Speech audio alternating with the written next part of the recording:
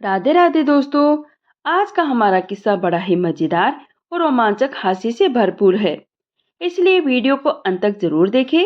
अगर आपको किस्सा पसंद आए तो प्लीज वीडियो को लाइक करें, शेयर करें और अगर मेरे चैनल पर पहली बार आए हैं तो प्लीज चैनल को सब्सक्राइब करना ना भूलें, क्योंकि मैं आपके लिए ऐसे ही अनोखे किस्से कहानियां लाती रहती हूँ।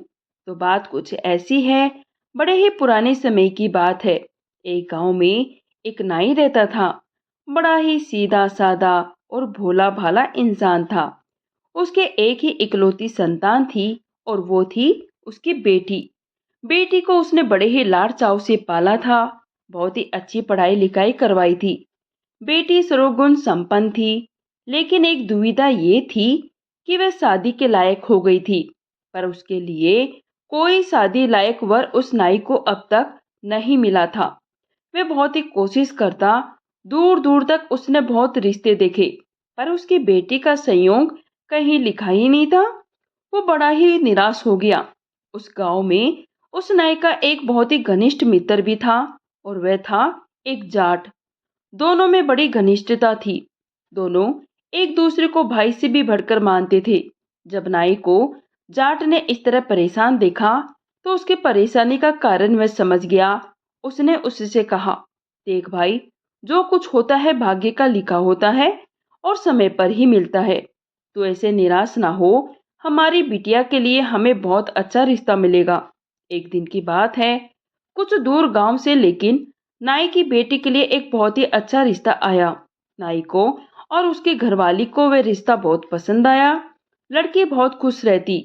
अगले घर में रिश्ता पक्का हो गया, लेकिन लड़के वाले की एक मांग थी और वो थी, उनकी जो बारात आएगी वह बड़ी धूमधाम से और बहुत सारे लोगों की आएगी। उन्होंने बारात पूरे 1000 लोगों की बता दी।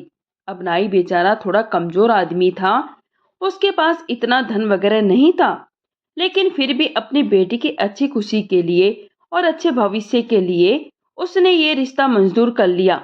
उसने ये परेशानी जाट से कही। जाट ने कहा, कोई बात नहीं, हमारी बिटिया को अच्छा घर और अच्छा वर मिला है, ये क्या कम खुशी की बात है। आने दो 2000 बाराती आए, चाहे 4000 बाराती आए, देख लेंगे। शादी का दिन तय हो गया। नाई की इकलौती बेटी की शादी थी और उसकी खुशी का कोई ठिकाना नहीं था। उसने धूमधाम से ये शादी करने का विचार किया था, इसलिए उसने नाते रिश्तेदार संगे संबंधी बहुत ही दूर दूर से सबको न्योते भिजवाए। आसपास के कई गांव वालों को जीवने के लिए बुलाया गया।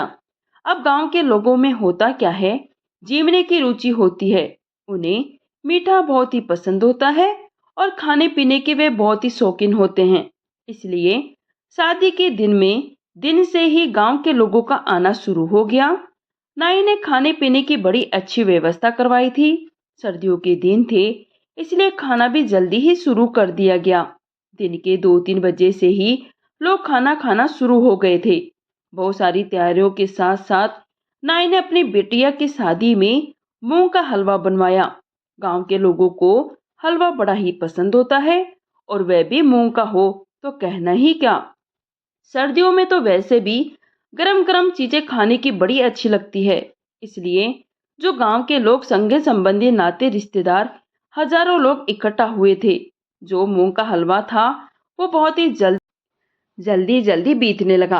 अंत में जब कुछ किलो, 2-4 किलो ही हलवा बच गया, तो जो लड़के थे परोसने वाले, उन्होंने देखा कि हलवा तो बहुत कम बचा है और बारात तो अभी तक रात को आएगी। अब क्या करे।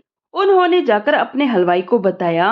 हलवाई ने जाकर देखा तो उसने कहा, वाकई ये हलवा तो बहुत कम पड़ेगा, अब क्या करे। उसने जाकर नाई को बताया। नाई बेचारा सुन रह गया। उसका तो चेहरा सफेद पड़ गया। मेरी इकलौती बिटिया की शादी में मैंने हर काम बड़े चाव से किया। अगर खाने पीने में ही कुछ कमी रह गई तो मेरी तो बड़ी बेइज्जती हो जाएगी। कहीं बाराती आए और उन्हें ये हलवा खाने को ना मिला तो मेरी तो बहुत बेइज्जती हो जाएगी। कहीं मेरी बिटिया का रिश्ता ना टूट जाए। इसलिए डर के मारे वह तो होश हवास खो बैठा। उसे तो कुछ सूध बूध ही ना रही। फैलती फैलती बात जाट के कानों में पहुंची तो वो आया। उसने देखा कि हाँ, हलवा तो है कम, लेकिन अब क्या करे, जो भी है उसमें ही काम चलाएंगे।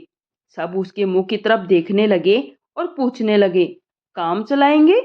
अरे जनाब, 2 किलो हलवे में आप 2000 बारातियों को कैसे खाना खिला सकते हैं? जाट ने कहा, तुम सब लोग निश्चित होकर बैठ जाओ और सारी जिम्मेदारी मुझ पर छोड़ दो। बस अब तुम लोग सोचो कि सब के सब हलवा खाकर ही जाएंगे। सबने सोचा कि चलो जो करेगा अच्छा ही करेगा। सब अपने अपने काम में लग गए। रात हुई, बारात आने का वक्त हुआ। जब बारात घर के अंदर आ रही थी खाना खाने के लिए, तो जो खाना खाने वाली पंगत लगी थी, जो गांव वाले खा रहे थे, तभी जाट ने एक उपाय सोचा। उसने पास से एक बड़ा सा डंडा उठाया और एक कुत्ता था, उसको जोर से मारता पीटता खदेड़ता हुआ बारात के सामने से घर के बाहर तक निकाल कर आया। जब वो वापस अंदर आया तो सब लोगों ने उसे कहा, जो बाराती थे और जो गांव वाले थे, उनमें से कई लोग उस जाट को टोकने लगे। अरे भाई, बेचारे निर्दोष प्राणी को क्यों मार रहे हो? उसने तुम्हारा क्या बिगाड़ा है?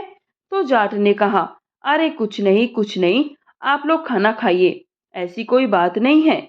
लेकिन कुछ लोगों ने उसी से जोर देकर पूछा ही कि नहीं, हमें तो बताओ, बेचारे उस कुत्ते ने तुम्हारा क्या बिगाड़ दिया जो तुम इसे गांव के बाहर तक खदेड़ कर आए हो?